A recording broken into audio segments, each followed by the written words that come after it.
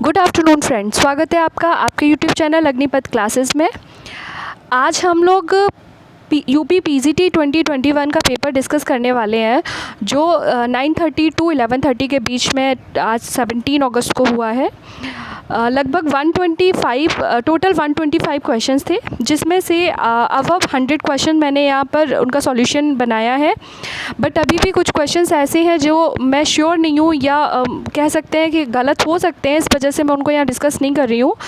तो हम लोग यहाँ पे लगभग 100 क्वेश्चंस डिस्कस करने वाले हैं और आपसे ये उम्मीद करती हूँ कि अगर कोई क्वेश्चन आपको उसमें डाउट लग रहा हो, उसके आंसर में डाउट लग रहा हो, तो आप प्लीज़ आप कमेंट बॉक्स में उनके आंसर्स अगर आपको पता है कि कंफर्म है तो आप प्लीज़ मेंशन करिएगा। आइए हम लोग डिस्कस करते हैं। तो क्वेश्चन नंबर 1 था कि मौर्यों के केंद्रीकृत राज्य का स्वरूप अशोक के समय पितृवत हो गया, यह स्पष्ट रूप से उसके किस अभिलेख में उल्लिखित किया गया है। तो देखिए, इस क्वेश्चन का आंसर मैं श्योर नहीं हूँ, तो मैं इस फर्स्ट क्वेश्चन का आंसर मैं आपको यहाँ पे नहीं बता रही हूँ। क्वेश्चन नंबर 2 ये डी सेट था, डी का हम यहाँ पे पेपर डिस्कस कर रहे हैं। क्वेश्चन बुकलेट नंबर जो था वो टी था। निम्नलिखित स्थलों में से किस एक से उत्तरवर्ती हड़प्पा काल, मालवा और जोरवे संस्कृतियाँ मिली हैं। मतलब कौन सा ऐसा हड़प्पा कालीन मतलब ऐसा कौन सा स्थल है जहाँ से उत्तरवर्ती हड़प्पा काल, मालवा और जोरवे संस्कृतियाँ तीनों ही यहाँ से प्राप्त हुई हैं। तो मेरे अनुसार इसका आंसर जो है वो दैमाबाद होगा। ठीक है, आइए नेक्स्ट क्वेश्चन पे डिस्कस करते हैं। अपनी मृत्यु के पूर्व बलवन ने किसको अपना उत्तराधिकारी मनोनीत किया था। तो इसका डी होना चाहिए, Kaiqubad. Question number 4 next, Vijayanagara साम्राज्य के किस शासक ने चीन में राजदूत भेजा था। तो इसका आंसर हो जाएगा कि विजयनगर साम्राज्य के किस शासक ने चीन में राजदूत भेजा था। तो इसका आंसर है सी, यानी कि बुक का प्रथम। नेक्स्ट, इब्न बतूता किस क्षेत्र से भारत आया था। देखिए, इस क्वेश्चन में दो वैसे तो अगर देखा जाए तो वो अफ्रीका से आया था, ठीक है, मोरक्को से आया था। और मोरक्को जो है वो आपका उत्तरी अफ्रीका होता है, लेकिन कहीं कहीं पर उत्तर पश्चिमी अफ्रीका भी लिखा हुआ है। तो मेरे हिसाब से इसका आंसर जो होना चाहिए वो सी होना चाहिए। ठीक है, कौन सा होना चाहिए। तो मेरे हिसाब से इसका आंसर सी है, उत्तरी अफ्रीका। नेक्स्ट क्वेश्चन, सॉरी, इसको हम आगे बढ़ते हैं क्वेश्चन नंबर 6 की तरफ।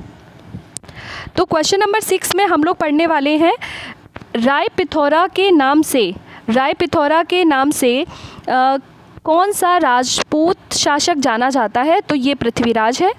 यंग बंगाल आंदोलन किसने शुरू किया था। तो ये हेनरी विवियन डेरेजियो थे, यानी कि ए सही हो जाएगा, इसका ए आंसर होगा। फिर वैदिक काल में किसे अन्य देवताओं और मनुष्यों के बीच मध्यस्थ देवता माना गया है। तो इसका आंसर होना चाहिए अग्नि। क्वेश्चन नंबर 9 है, राज्यारोहण के बाद शिवाजी का प्रारंभिक अभियान किसके विरुद्ध था। तो राज्यारोहण के बाद शिवाजी का प्रारंभिक जो अभियान था वो मुगल प्रशासन के तहत था, यानी कि 9 का होना चाहिए बी। फिर आगे बढ़ जाते हैं हम लोग, एक बार हम फिर क्वेश्चन नंबर 10 की तरफ बढ़ते हैं। गंगईकोंड में किसने बृहदीश्वर मंदिर का निर्माण जो था वो कराया था। तो जब हम इसका आंसर पढ़ेंगे क्वेश्चन नंबर 10 का, तो इसका आंसर होना चाहिए डी, यानी कि राजेंद्र प्रथम। फिर क्वेश्चन नंबर 11 जो है वो डिस्कस करते हैं कि निम्नलिखित घटनाओं को कालक्रमानुसार व्यवस्थित कीजिए तथा नीचे दिए गए कूट का प्रयास सही उत्तर का चयन करिए। तो लखनऊ पैक्ट दिया है, जलियांवाला बाग हत्याकांड दिया है, रोलेक्ट एक्ट है और गदर पार्टी की स्थापना है। देखिए, इसमें कुछ चीज़ें तो बिल्कुल क्लियर हैं, जैसे कि लखनऊ पैक्ट था जो 1916 में हुआ, जलियांवाला बाग हत्याकांड 1919 था, रोलेक्ट एक्ट भी 1919 था और गदर पार्टी की स्थापना जो है वो 1913 में हुई थी। तो अगर हम इसका आंसर मैच करते हैं तो गदर पार्टी तो हमारा सबसे पहला होना चाहिए। तो गदर पार्टी की स्थापना और उसके बाद में होना चाहिए लखनऊ पैक्ट, यानी कि 4132। तो इस तरह से इसका जो आंसर होगा वो क्या हो जाएगा आपका सी, यानी कि 11 का आंसर जो होना चाहिए वो सी सही होना चाहिए। तो सी पर हम टिक कर लेते हैं।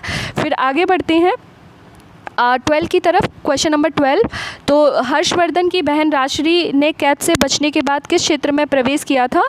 तो इसका आंसर मैं श्योर नहीं हूँ कि इसका आंसर क्या होगा, तो हम इसको अभी जो है वो छोड़ देते हैं।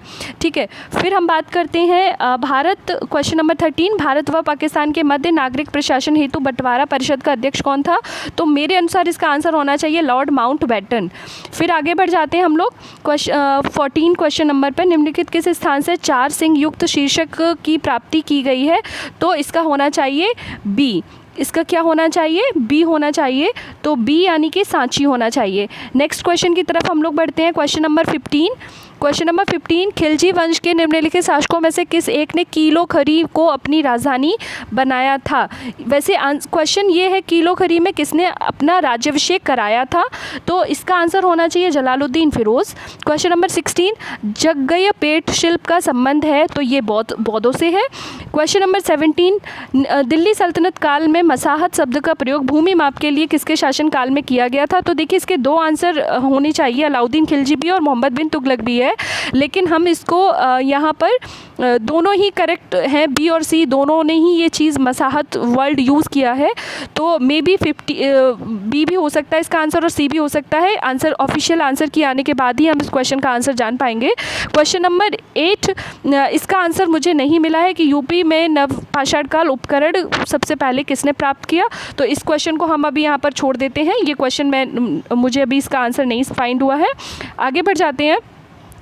क्वेश्चन नंबर 19, औरंगजेब के समय में लिखी गई पुस्तक फतवाए आलमगीरी का संबंध किससे है। तो ये एक कानून संहिता जो है, ये जो बुक है वो कानून संहिता से ली गई है, यानी कि इसका आंसर होना चाहिए ए। क्वेश्चन नंबर 20, निम्नलिखित में से किसने राष्ट्रीय कांग्रेस को सुरक्षा कपाट सिद्धांत कहा है। तो इसका आंसर होना चाहिए बी, लाला लाजपत राय। फिर क्वेश्चन नंबर 21 जो है, किस मुगल शासक द्वारा सती के विरुद्ध राजकीय निषेध जारी किया गया था। तो आप जानते हैं कि अकबर ने सबसे पहले इसमें जो था वो एफर्ट किया था, तो आंसर होना चाहिए इसका अकबर। फिर आगे बढ़ जाते हैं हम लोग। तो क्वेश्चन नंबर 22, गुप्तों ने किस क्षेत्र से लौह अयस्क को प्राप्त किया था। तो इसका आंसर मैं अभी श्योर नहीं हूँ कि क्या होगा, तो इसको अभी हम लोग यहीं पर छोड़ देते हैं। तो जस्ट अ मिनट, इसको हम यहीं पर छोड़ देते हैं। तो क्वेश्चन है कि निम्नलिखित में कौन भारतीय प्रेस की स्वतंत्रता के समर्थक थे। तो इसमें होना चाहिए लॉर्ड एडम। फिर क्वेश्चन नंबर 24 की तरफ बढ़ते हैं। पुष्कलावती किस राज्य की राजधानी थी। तो ये इसका आंसर होना चाहिए 24 का गंधार।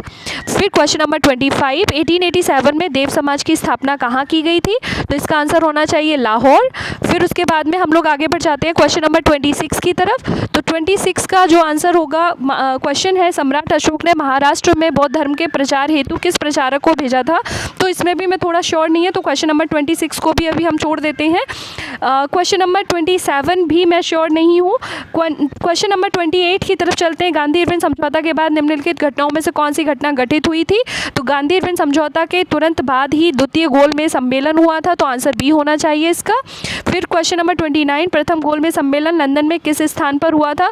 तो देखिए इसमें जो भी ऑप्शंस दिए हैं, मुझे एक भी ऑप्शन मुझे समझ नहीं आ रहा है, क्योंकि जब हम द्वितीय गोलमेज सम्मेलन पढ़ते हैं तो जेम्स पैलेस ये सही है, लेकिन इन तीनों में से प्रथम गोलमेज सम्मेलन लंदन में किस स्थान पर हुआ था, इसमें मैं कंफ्यूज हूँ, तो इसको हम नहीं डिस्कस करते हैं। फिर क्वेश्चन नंबर 30 की बात करते हैं। जैन धर्म का दिगंबर संप्रदाय जो है वो संबंधित था किस क्षेत्र से। तो अगर हम बात करें इसकी, तो ये लगभग आपका दक्षिण भारत में जो है जैन धर्म ज़्यादा इसका प्रचार है। 1857 में किसने कहा है कि हिंदुस्तान पर शासन करने की इच्छा मुझ में नहीं है। तो इसका भी आंसर जो है वो नहीं मिल पाया है। क्वेश्चन नंबर 32 की तरफ चलते हैं। ऋग्वेद में निष्क ग्रीब एक प्रकार है भूकर का, आभूषण का, वस्त्र का या भोजन का। तो निष्क ग्रीब जो है ये एक तरह का, इसको हम ये समझते हैं कि निष्क जो था वो गोल्ड को रिप्रेजेंट करता था, गोल्ड कॉइन की बात करता था, तो यहाँ पर आभूषण से इसका अर्थ होना चाहिए। क्वेश्चन नंबर 33 की तरफ चलते हैं। निम्नलिखित वाइसरॉय में से किसने भारतीय जनमत को संतुष्ट कराने के लिए बंगाल विभाजन को रद्द कर दिया था। तो आंसर होना चाहिए Lord Hardinge. A week with Gandhi, question number 34 का जो आंसर होना चाहिए अ वीक विद गांधी, यानी कि गांधी जी के साथ एक सप्ताह। तो इसका आंसर होना चाहिए आपका लुई फिशर होना चाहिए इसका आंसर, यानी कि बी वाला ऑप्शन जो है वो करेक्ट होगा। फिर उसके बाद हम आगे बढ़ते हैं क्वेश्चन नंबर 35 की तरफ। तो 35 की तरफ अगर हम पढ़ते हैं, किस चोल शासक ने श्रीलंका में अपनी स्वर्ण और ताम्र की मुद्राओं का प्रचलन कराया था। तो इसका जो आंसर हो जाएगा आपका वो सी होना चाहिए, राजराज प्रथम। ऑप्शन नंबर सी की तरफ हम लोग पढ़ेंगे तो राजराज प्रथम होना चाहिए। फिर हम अगर बात करते हैं द नवाब नामक प्रसिद्ध नाटक किसके द्वारा लिखा गया है, तो देखिए ये कहीं पर भी मुझे इसका आंसर नहीं मिला है, तो 36 जो है अभी हम उसको छोड़ देते हैं। क्वेश्चन नंबर 37, वह सुल्तान जो अधिराजत्व में विश्वास करता था ना कि प्रभु सत्ता पर, तो इसका आंसर मेरे अकॉर्डिंग जो है वो क्या होना चाहिए कि अधिराजत्व में विश्वास करता था। देखिए तो मुझे जो लगता है वो बलवन होना चाहिए इसमें आंसर। फिर आगे बढ़ते हैं क्वेश्चन नंबर 38 की तरफ। तो 38 व्यापारिक चौकियों का उल्लेख सर्वप्रथम किस मध्यकालीन ग्रंथ में मिलता है, तो मुझे ऐसा लगता है कि देखिए चौकियों की जब अगर बात की जाए तो जो व्यापारिक चौकियाँ स्थापित करी गई थी वो फ़िरोज़ शाह के टाइम की बात है, तो मुझे लगता है तारीख़ फ़िरोज़ शाही इसका जो है वो करेक्ट आंसर होना चाहिए। फिर भी आपको अगर कुछ पता हो, आप लोग जो वीडियो देख रहे होंगे तो आप लोग को अगर लगता है कि इसका आंसर कुछ और होना चाहिए तो आप प्लीज़ उसको ज़रूर बताइएगा। फिर क्वेश्चन नंबर 39 की तरफ बढ़ते हैं। साइमन कमीशन की नियुक्ति के समय भारत मंत्री लॉर्ड बर्किनहेड इंग्लैंड के किस राजनीतिक दल से संबंधित थे, तो मुझे इसका आंसर जो है वो कंजर्वेटिव पार्टी लगता है, तो कंजर्वेटिव पार्टी इसका आंसर होना चाहिए। क्वेश्चन नंबर 40 की तरफ बढ़ते हैं। हुइसिक के सिक्कों पर अंकित अहुर मजदा देवता का संबंध जो था वो कहाँ से था, तो ये इसका जो आंसर है वो मुझे ये जो है इसका आंसर मुझे ऐसा लगता है कि पारसी देवता इसका आंसर होना चाहिए। 40 का डी होना चाहिए। क्वेश्चन नंबर 41 की तरफ बढ़ते हैं। तो मोहम्मद बिन तुगलक की प्रमुख घटनाओं की जानकारी रेहला ग्रंथ में है, ये किस भाषा में है, तो ये अरेबिक भाषा का है, ये कंफर्म है। फिर आगे बढ़ जाते हैं। हुएन सांग जब अपने देश वापस जा रहा था तब किसे सीमांत तक उसका मार्गरक्षक का कार्य दिया गया था, तो इसका आंसर मुझे नहीं पता है, इसका श्योर नहीं हूँ मैं कि क्या आंसर होना चाहिए। क्वेश्चन नंबर 43 की बात करते हैं कि निम्न पुरास्थलों में से कौन सा महाराष्ट्र में नहीं है, तो इसका आंसर होना चाहिए आपका माहेश्वर, क्योंकि नेवासा, इनामगांव और देमाबाद ये तीनों ही महाराष्ट्र में है। माहेश्वर तेलंगाना, प्रेजेंट टाइम तेलंगाना क्षेत्र में है। फिर क्वेश्चन नंबर अगर हम 44 की बात करते हैं तो क्वेश्चन नंबर 44 कहता है कि मैंने राजनीति का प्रथम पाठ सुरेंद्र नाथ बनर्जी के चरणों में पढ़ा, यह कथन किस राजनीतिज्ञ का है। वैसे मुझे इसका आंसर कहीं भी नहीं मिला है, लेकिन मुझे लगता है कि इसका आंसर जो है सुभाष चंद्र बोस है, क्योंकि मैंने ये पहले भी पढ़ा था, तो कहीं मैंने पढ़ा हुआ है, तो इसका आंसर मेरे हिसाब से 44 का ए सुभाष चंद्र बोस होना चाहिए। फिर क्वेश्चन नंबर 45 की तरफ बढ़ते हैं। अब्दुल रज्जाक फारस का राजदूत विजयनगर के किस शासक के दरबार में आया था, तो जब हम इसकी बात करें तो अब्दुल रज्जाक जो था वो देवराय द्वितीय के टाइम में आया था। फिर क्वेश्चन नंबर 46 की तरफ बढ़ते हैं। देवी चंद्र गुप्तम नामक नाटक का लेखक कौन था, तो इसका आंसर है सी विशाख दत्त। फिर क्वेश्चन नंबर 47 की तरफ बढ़ते हैं। शिवाजी के समय स्वतंत्र मराठा राज्य का निम्नलिखित में से कौन विरोध कर रहा था, तो पाटिल, देशमुख, कुलकर्णी और सुरसु बहादुर, तो मुझे इसका आंसर जो है 47 का डी लगता है। फिर आगे बढ़ जाते हैं हम लोग क्वेश्चन नंबर 48 की तरफ कि सुबुक्तगीन से अकबर के शासन के 40वें वर्ष तक का इतिहास किसमें लिखा हुआ है, तो इसमें मैं श्योर नहीं हूँ, तो इसमें हम अभी नहीं पढ़ते हैं। आगे क्वेश्चन नंबर 49, ऋग्वेद में सूर्य देवता किसका पुत्र माना गया है, तो इसमें हम ये रुद्र का देवता जो है कहा जाता है। फिर उसके बाद क्वेश्चन नंबर 50, अकबर ने किस सिख गुरु को 500 बीघा जमीन दान के रूप में दी थी, तो गुरु रामदास इसका आंसर है। क्वेश्चन नंबर 51 की तरफ बढ़ते हैं। अकबर के शासनकाल में इबादत खाना नामक एक प्रसिद्ध संरचना का निर्माण कहाँ हुआ था, तो इसका option number B Fatehpur Sikri. फिर क्वेश्चन नंबर 52 की तरफ चलते हैं। निम्नलिखित किस शासक ने इलाही प्रकार की मुद्राओं को चलाया था, तो आंसर होना चाहिए इसका अकबर यानी कि सी। फिर हम आगे बढ़ जाते हैं क्वेश्चन नंबर 53 की तरफ। ये थोड़ा सा विजिबल नहीं है। किस शिलालेख में अशोक अपने को प्रियदर्शी राजा मगध कहता है, तो इसका आंसर जो होना चाहिए वो भब्रू अभिलेख होना चाहिए। तो मेरे हिसाब से इसका आंसर जो है वो भब्रू अभिलेख है, तो हम इसको भब्रू अभिलेख कर लेते हैं। सॉरी एक मिनट, इसको हम करते हैं भब्रू अभिलेख। फिर क्वेश्चन नंबर 54 की तरफ बढ़ते हैं। किसने पुस्तक अ गिफ्ट टू मोनोथिस्ट का पर्सिया में लेखन किया है, तो इसका आंसर होना चाहिए आपका राजा राम मोहन राय। तो इसमें हम राजा राम मोहन राय कर लेते हैं, राजा राम मोहन राय। फिर क्वेश्चन नंबर 55 की तरफ बढ़ते हैं। भीम बेटिका में किस काल से पाषाण चित्रों का बनना प्रारंभ हुआ है? तो इसका आंसर होना चाहिए मध्यपुरा पाषाण काल, यानी कि ऑप्शन नंबर बी। लखनऊ में 1857 की क्रांति का नेतृत्व कौन कर रहा था? तो बेगम हजरत महल कर रही थी। ठीक है, आगे बढ़ जाते हैं हम लोग फिर क्वेश्चन नंबर 57 की तरफ। विजयनगर साम्राज्य निम्नलिखित में से किस क्रम में विभक्त था? तो इसका आंसर होना चाहिए क्वेश्चन नंबर 57 का जो आंसर होना चाहिए तो मंडलम, फिर नाडु, ग्राम और स्थल। स्थल सबसे बाद में आता है, तो 57 का होना चाहिए डी। क्वेश्चन नंबर 58, ऋग्वेद में धनाढ़ व्यक्ति के लिए निम्नलिखित में से किस शब्द का प्रयोग किया गया था? तो इसका आंसर होना चाहिए डी, यानी कि गोमत। क्वेश्चन नंबर 59, रुपया रूप प्रकार के सिक्कों के निर्माण में किस धातु की अधिकता होती थी? तो इसमें होना चाहिए डी, यानी कि सिल्वर। किस अंग्रेज यात्री ने अकबर के अधीन रत्न विशेषज्ञ नौकरी प्राप्त की थी? तो इसमें मेरे अनुसार क्वेश्चन 60 का आंसर होना चाहिए ए, रॉल्फ फिच।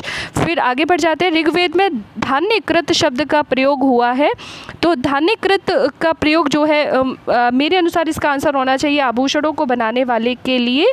फिर हम क्वेश्चन नंबर 62 की तरफ बढ़ते हैं। क्वेश्चन नंबर 62, मुगल काल में निम्नलिखित शासकों में से किस एक ने नियंत्रण और संतुलन की नीति प्रशासन में आरंभ करी थी? तो इसके जब हम इसको पढ़ते हैं तो हमें इसके दो आंसर मिल जाते हैं। एक तो हमें शाहजहाँ भी मिल रहा है और अकबर भी मिल रहा है, यानी कि बी और सी दोनों ऑप्शन मिल रहे हैं। एक बार फिर से देख लेते हैं, शाहजहाँ और अकबर दोनों मिल रहे हैं। तो आयोग देखते हैं किस आंसर को सही मानता है, वो ऑफिशियल आंसर की आने पर ही पता चलेगा। क्वेश्चन नंबर 63 की तरफ बढ़ते हैं। सर्वप्रथम दिल्ली के किस सुल्तान को खलीफा ने नासिर अमीर उल मोमिनीन की उपाधि से नवाजा था? तो इसका आंसर होना चाहिए ऑप्शन नंबर सी, यानी कि इल्तुतमिश की तरफ हम लोग आंसर नंबर सी यानी कि इल्तुतमिश होना चाहिए। फिर क्वेश्चन नंबर 64 है, श्रीमद् भागवत गीता महाभारत के किस पर्व का अंश है? तो ये आंसर होना चाहिए इसका भीष्म पर्व का, यानी कि 64 का आंसर नंबर बी होना चाहिए। 65 की तरफ अगर हम बढ़ते हैं तो 1938 में हरिपुरा कांग्रेस अधिवेशन के दौरान सुभाष चंद्र बोस का महत्वपूर्ण कदम क्या था? तो इसका आंसर मुझे जो है नहीं मिल पाया है और मैं श्योर नहीं हूँ उसमें, तो इसको अभी हम लोग डिस्कस नहीं करते हैं। आगे क्वेश्चन नंबर 66 की तरफ बढ़ते हैं। भारतीय राष्ट्रीय कांग्रेस का आधिकारिक इतिहासकार कौन था? तो इसका आंसर होगा आपका बी, पट्टाभी सीतारामैया, यानी कि बी, ऑप्शन नंबर बी होना चाहिए। भारत भारतीयों के लिए है, किसने कहा है? तो ये दयानंद सरस्वती का स्टेटमेंट था, यानी कि ऑप्शन नंबर सी होना चाहिए आपका।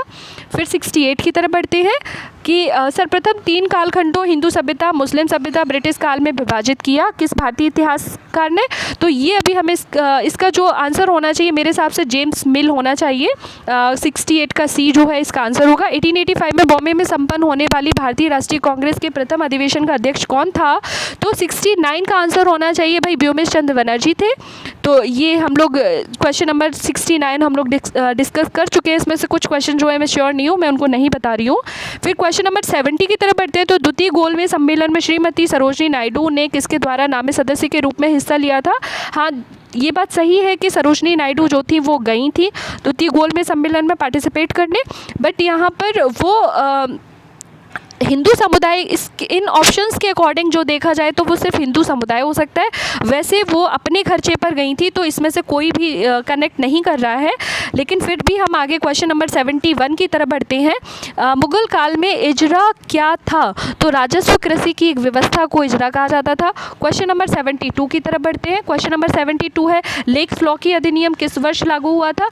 तो इसका आंसर होना चाहिए आपका लेक्स लॉ की अधिनियम जो था किस वर्ष लागू हुआ था? तो इसका आंसर होना चाहिए 1850। फिर हम आगे बढ़ जाते हैं। जागीरदारी संकट को किस इतिहासकार ने मुगल साम्राज्य के पतन का कारण बताया है? तो मेरे अनुसार इसमें दो आंसर हो सकते, एक अतहर अली और सतीश चंद्र, इन दोनों में से ही कोई होना चाहिए, मैं श्योर नहीं हूँ, इसलिए हम इसको अभी डिस्कस नहीं कर रहे हैं। क्वेश्चन नंबर 74 की तरफ बढ़ते हैं। पैन आर्यन एसोसिएशन की स्थापना किस वर्ष हुई थी? तो इसका आंसर होना चाहिए 1906। ठीक है, ऑप्शन नंबर बी 1906। फिर हम क्वेश्चन नंबर 75 की तरफ बढ़ते हैं। संवाद कौमुदी नामक अखबार किसने 1821 में शुरू किया था? तो आंसर हो जाएगा राजा राम मोहन राय। क्वेश्चन नंबर 76 की तरफ बढ़ते हैं। निम्नलिखित के शासक के सिक्कों पर रोमा नाम लिखा है और रोमन वेशधारी इस देवी की आकृति मानते हैं? तो इसका आंसर होना चाहिए कुजल कटफिशेस। आगे बढ़ जाते हैं हम लोग क्वेश्चन नंबर 77 की तरफ। 1833 के अधिनियम के संबंध में निम्नलिखित में कौन सा कथन सही नहीं है? तो इसका आंसर होना चाहिए कंपनी के व्यापारिक अधिकार समाप्त कर दिए गए थे, क्योंकि ये जो आंसर है वो 13 के चार्टर में ये हुआ था।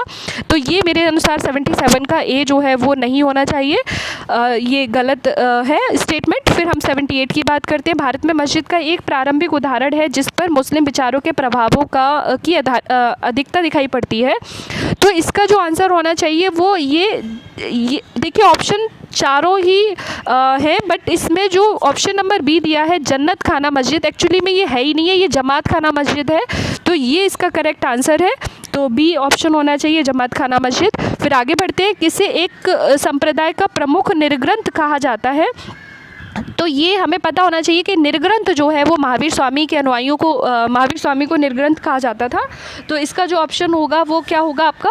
79 का सी होना चाहिए। फिर हम क्वेश्चन नंबर 80 की तरफ बढ़ते हैं। हर्षचरित के किस अध्याय में विंध्य के जंगलों में रहने वाले विभिन्न धार्मिक संप्रदायों का वर्णन है? तो मैंने जो फाइंड किया उसके अकॉर्डिंग अध्याय नंबर 5 होना चाहिए, लेकिन इसमें कोई भी ऑप्शन इसका करेक्ट नहीं लग रहा है। तो देखते हैं आगे आंसर की में क्या आता है। क्वेश्चन नंबर 81 पढ़ते हैं। विधवा विवाह के समर्थन में सत्य प्रकाश नाम की पत्रिका किसके द्वारा निकाली गई थी? तो इसका ऑप्शन होना चाहिए करसोनदास मलजी, इसका करेक्ट आंसर होगा करसोनदास मलजी। फिर हम आगे बढ़ जाते हैं। क्वेश्चन नंबर 83 की तरफ 82 की बात करते हैं। विजयनगर साम्राज्य की स्थापना किस दिल्ली सुल्तान के काल में हुई थी? तो ये मोहम्मद बिन तुगलक होना चाहिए, यानी कि ऑप्शन नंबर सी। फिर क्वेश्चन नंबर 83 की तरफ चलते हैं। विजयनगर साम्राज्य और बहमनी राज्य के बीच कौन सा क्षेत्र विवाद का कारण था? तो ये होना चाहिए option number B, Raichur Doab. Question number 84 की तरफ चलते हैं। भारत आने वाले विदेशी यात्रियों में से निम्न में से कौन पुर्तगाली नहीं था? तो इसमें होना चाहिए निकोलो कॉन्टी, क्योंकि निकोलो कॉन्टी जो था वो कहाँ से आया था? इटली से आया था। तो इसका ऑप्शन जो है 84 के अनुसार इसका ऑप्शन सी जो है वो करेक्ट आंसर होगा। फिर हम क्वेश्चन नंबर 85 की तरफ बढ़ते हैं। तो क्वेश्चन नंबर 85, मुगल काल में निम्नलिखित अधिकारियों में कौन सा एक कारखाना से संबंधित था? तो जब कारखाना की बात कर रहे हैं तो मुगल काल में दीवाने बयूतात जो था वो कारखाना का काम देखता था, कारखाना से संबंधित अधिकारी था। क्वेश्चन नंबर 86 की तरफ चलते हैं। चीनी स्रोतों के अनुसार निम्नलिखित में से किस चोल शासक ने व्यापार को बढ़ावा देने के लिए चीन में एक दूत मंडल जो था वो भेजा था? तो इसका आंसर जो होना चाहिए वो राजेंद्र प्रथम होना चाहिए। 86 का जो है ऑप्शन नंबर सी सही होगा। फिर हम क्वेश्चन नंबर 87 की तरफ बढ़ते हैं। निम्नलिखित देवताओं में से किस एक देवता को अन्य की तरह बलि की भेंट नहीं दी जाती थी? तो इसमें श्योर नहीं है, इसको अभी हम छोड़ देते हैं। आप लोग बताइए कमेंट करके अगर किसी को इसका आंसर पता हो तो। फिर हम आगे बढ़ जाते हैं। Question number 88। क्वेश्चन नंबर 88 का आंसर होगा आत्मीय सभा की स्थापना किस वर्ष हुई थी? तो 1814 में हुई थी। तो करेक्ट आंसर है इसका option number B, 1814। Question number 89, निम्नलिखित में से किस एक मुगल शासक ने भांग के उत्पादन, बिक्री और सार्वजनिक प्रयोग पर निषेध का अध्यादेश लागू किया था? तो 89 का आंसर होना चाहिए बी, यानी कि अकबर। फिर क्वेश्चन नंबर हम 90 की तरफ बढ़ते हैं। धर्म चक्र परिवर्तन किस धर्म से संबंधित है? तो सभी लोग जानते हैं कि ये बौद्ध धर्म से संबंधित है। क्वेश्चन नंबर 91 की तरफ चलते हैं। निम्नलिखित किस साहित्य में उल्लेख किया गया है कि पार्श्वनाथ क्षत्रिय थे? देखिए मुझे इसका आंसर करेक्ट नहीं मिला है, तो इसको अभी हम छोड़ देते हैं। फिर आगे बढ़ते हैं क्वेश्चन नंबर 92 की तरफ। 9 मार्च 1946 को लाहौर की संधि के अनुसार किसे ईस्ट इंडिया कंपनी ने लाहौर में रेजिडेंट नियुक्त किया था? तो देखिए इसका भी आंसर जो है मैं इसमें श्योर नहीं हूँ, तो इसको भी हम अभी जो है छोड़ देते हैं। फिर आगे बढ़ जाते हैं क्वेश्चन नंबर 93 की तरफ। राजभाई एवं उलुग खानी क्या थी? तो ये फिरोज शाह तुगलक द्वारा बनवाई गई नहरों के नाम थे। फिर आगे हम पढ़ते हैं क्वेश्चन नंबर 94। मंगल पांडे किस रेजिमेंट का सिपाही था? तो ऑप्शन नंबर सी होगा 34th नेटिव इन्फेंट्री का जो था वो सिपाही था। क्वेश्चन नंबर 95 की तरफ बढ़ते हैं। भोज एवं कार्ले की चैत्य गुफाएं कहाँ स्थित है? तो ये लोनावला महाराष्ट्र में है, यानी कि ऑप्शन नंबर जो है वो क्या सही हो जाएगा आपका? ऑप्शन नंबर ए सही होगा। फिर क्वेश्चन नंबर 96 की तरफ बढ़ते हैं। रहनुमाई मजदाइसन सभा से संबंधित नहीं था। तो देखिए इस क्वेश्चन का जब हम आंसर पढ़ रहे हैं तो इसमें जो 4 ऑप्शन दिए हैं, नौरोजी फुरदोनजी, SS बंगाली, दादा भाई नौरोजी और न्यायमूर्ति रानाडे। तो आपको ये पता होना चाहिए कि नौरोजी फुरदोनजी और SS बंगाली और दादा भाई नौरोजी के द्वारा इसको सेटअप किया गया था और नौरोजी फुरदोनजी इसके सदस्य थे, यानी कि ऑप्शन नंबर डी इसमें करेक्ट होगा, क्योंकि न्यायमूर्ति रानाडे जो थे वो इससे संबंधित नहीं थे। क्वेश्चन नंबर 97 की तरफ बढ़ते हैं। चांदी का टंका और तांबे की जीतल मुद्राओं को किसने प्रचलन में, किस शासक ने, कौन लेकर आया था प्रचलन में? तो आंसर होना चाहिए इसका शमशुद्दीन इल्तुतमिश, यानी कि ऑप्शन नंबर ए। फिर क्वेश्चन नंबर 98 की तरफ बढ़ते हैं। क्वेश्चन नंबर 98 जब हम पढ़ रहे हैं तो नीति प्रकरण ग्रंथ किसके उपदेशों से संबंधित है? तो ये जो है बुद्धिज़्म से रिलेटेड है नीति प्रकरण। तो 98 का option number B is correct. Question number 99 की तरफ बढ़ते। ऋग्वेद में 2 कृषि योग्य भूमि के बीच की भूमि पट्टी को क्या कहा जाता था? तो मेरे अनुसार इसका जो आंसर है वो है क्षेत्र, यानी कि option number B. Question number 100 की तरफ बढ़ते हैं। जब भारतीय राष्ट्रीय कांग्रेस की स्थापना हुई तो किसने उसका विरोध किया और बनारस के राजा शिव प्रसाद के साथ उसके काट के लिए आंदोलन संगठित किया था? तो इसका आंसर जो होना चाहिए वो होना चाहिए सी, यानी कि सैयद अहमद खां। फिर हम आगे क्वेश्चन नंबर 101 की तरफ, यानी कि लास्ट 25 क्वेश्चंस हम लोग अब डिस्कस करने वाले हैं। तो क्वेश्चन नंबर 101 है, सेंट थॉमे के युद्ध अथवा अडियार के युद्ध में कर्नाटक के नवाब को किसने पराजित किया था? तो इसका आंसर होना चाहिए डुप्ले, यानी कि option number C is correct. फिर हम आगे बढ़ते हैं।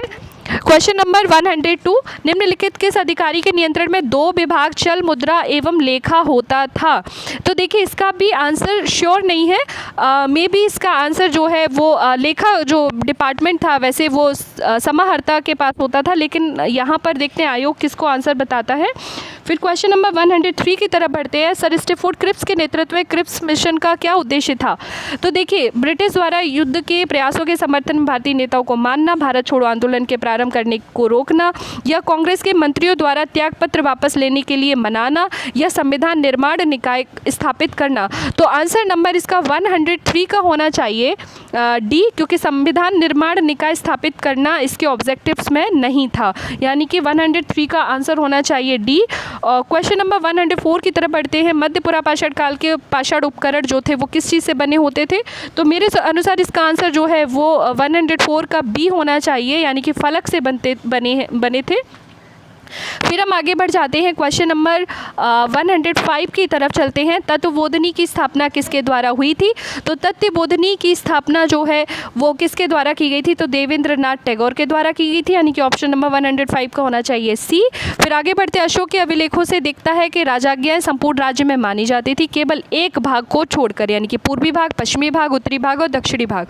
तो देखिए जब हम कभी अशोक के अभिलेखों का डिस्क्रिप्शन पढ़ते हैं तो हम जानते हैं कि पश्चिमी भाग में भी उसके इंस्क्रिप्शंस फैले थे, उत्तरी भाग में भी फैले हुए थे, दक्षिणी भाग में भी फैले हुए थे, यानी कि ऑप्शन नंबर होना चाहिए ए, यानी कि पूर्वी भाग में उसके इंस्क्रिप्शंस हमें नहीं मिलते हैं। क्वेश्चन नंबर 107, किस अंग्रेज सैन्य अफसरों में कौन बहादुर शाह के बेटों की हत्या का जिम्मेदार था? तो 107 का आंसर होना चाहिए सी, जनरल हडसन, यानी कि option number C is correct. फिर क्वेश्चन नंबर 108 की तरफ बढ़ते, किस दिल्ली सुल्तान को अपनी विद्वता के कारण अपने युग का अरस्तु कहा जाता है?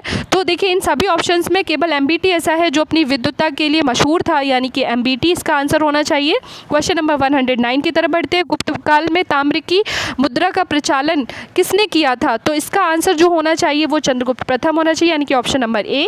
क्वेश्चन नंबर 110 की तरफ बढ़ते हैं। महात्मा गांधी की हत्या के समय के समाचार पत्र ने लिखा है कि वह राजनीतिज्ञों में महात्मा और महात्माओं में राजनीतिज्ञ थे। तो इसका आंसर जो होना चाहिए वो मैनचेस्टर गार्डियन होना चाहिए, कि गार्डियन ने सबसे पहले ये स्टेटमेंट दिया था।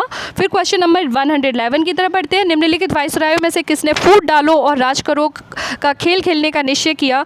तो इसका आंसर मेरे हिसाब से लॉर्ड मिंटो होना चाहिए, क्योंकि उसके बाद ही जो है पृथक निर्वाचन जो है इस तरह की चीज़ें ये कॉन्सेप्ट जो थे वो प्रचलन में आए। फिर क्वेश्चन नंबर 12 पढ़ते हैं। मौर्य काल में सन्निधाता जो है वो क्या था?